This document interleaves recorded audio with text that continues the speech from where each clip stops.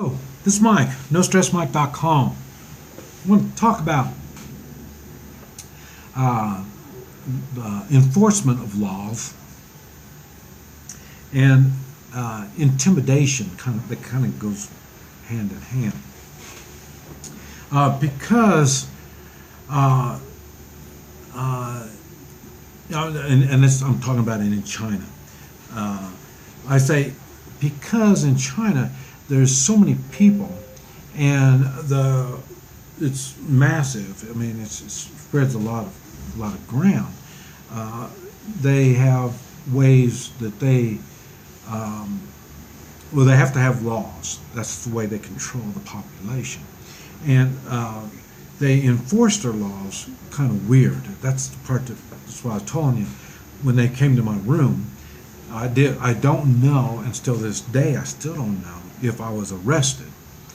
And they told me that I had to go to the police department. Now, but the thing is, it's illegal for them to touch me, so they can't really arrest me without touching me. So maybe by telling you to go, that you're being arrested. Maybe they don't even use arrested. I mean, I don't know. In the United States, somebody gets arrested, or in Central America, you get arrested, but maybe they don't use the word arrested.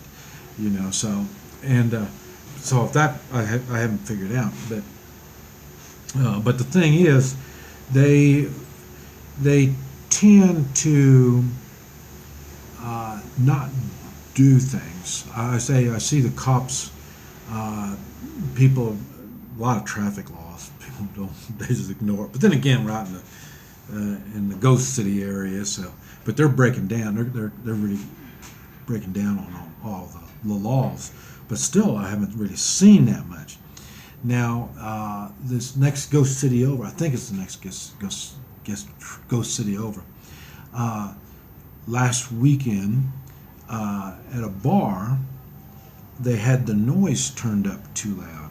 They were making too much noise in the bar, and so they came in. Now, this part I'm guessing. I'm just going to say it was like a SWAT team is where they came in.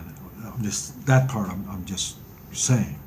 But according to the witnesses, they came in with machine guns and riot gear, and they started kicking ass and dragging people out over the noise was too loud. So they do enforcement. I would say if that is a sample of what normally goes on, I would say they use overkill. The reason they use overkill is the word got out what they did. So you think people keep their music turned down now? So what is that? That is intimidation. A type of intimidation is what it is. That's clear on the one way end on intimidation, because that is overkill for what that they shouldn't have used that much extreme force for something so minor. So in other words, they don't have consistency in their enforcement. Now that's for sure. And and that's really what I knew, or I heard that you're supposed to check in. I didn't know who you're supposed to check with, and I knew that you can't really talk to firecrackers. You really can't talk to the government without you being wrong. The government is never wrong. I mean, remember, the government's the ones with the guns. They're the ones with the authority. Boy, what's this? Let me go shut the door here. Yeah, they're the ones with the authority. Why do they have the authority? They're the ones with the guns. That's what they do. I've noticed countries that have no guns, the government has guns. And the government displays their authority. That's part of the intimidation process. United States, that doesn't work. You come to my area in Oklahoma, there's only 400 of us. You come to my area, you're going to need an army. You just don't come in with your SWAT team thinking you're going to intimidate. It doesn't work that way. So intimidation is how they control the public or the population. And some of us don't intimidate, and that makes it difficult for the country to keep control. That's one reason why they don't like me being here in China. I'm not doing it properly. Normally, like I say, there's no Americans here, no foreigners in this area, but there are, and the ones that are mostly teachers. In other words, a university hired them. A university is responsible for them. So, in other words, they don't have to get that teacher and give him hell. All they got to do is go to the university and say, that person's no good, get rid of them. And then they'll fire him. Okay, they can't do that to me. So they have to meet me head on. And that's the part that they don't want to do. Like I say, it's much easier to intimidate their population than it is to intimidate the foreigners. Now we're back to the foreigner thing again. So I wonder sometimes if the government promotes hatred towards foreigners. Like I say, I'm still getting threats from some Chinese. They tell me I need to leave, so I haven't told anybody that just my very closest people that I know, I've told them I'm leaving. And but otherwise, I don't tell people I leave. I did the same thing, Walla. I don't tell people I'm going to leave, And matter of fact, even in the United States, Well, I guess this trip I did. I told everybody. I told you. I made a video saying that I was coming to China. Normally, I don't tell people what's going on. But you all been with me on this whole trip for China from before, from when I was thinking about it. If you look at my videos early on in the year, you could see I was thinking on it, and I was figuring out how I was going to do it and all this kind of stuff. So, but and the reason is I don't want to set things up for incidents. Things can happen, and but I say